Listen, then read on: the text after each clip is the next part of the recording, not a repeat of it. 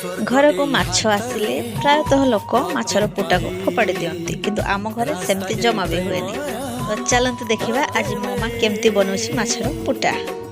प्रथमे तो आम बाड़ीर पियाज आउ आलू को मो मां भल भाव रे छोट छोट कर काटी नेला।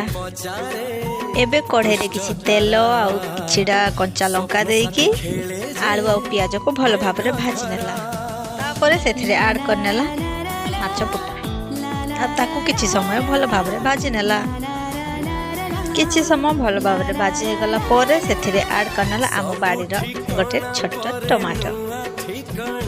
तापर दे देला स्वाद अनुसार लूण टिके हळदी गुंड आउ किछि लंका गुंड ताकू एबे भल भाव रे भाजी नेला।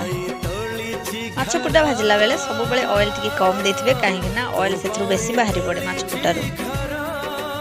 देखंतु केते बढ़िया देखा जाउची।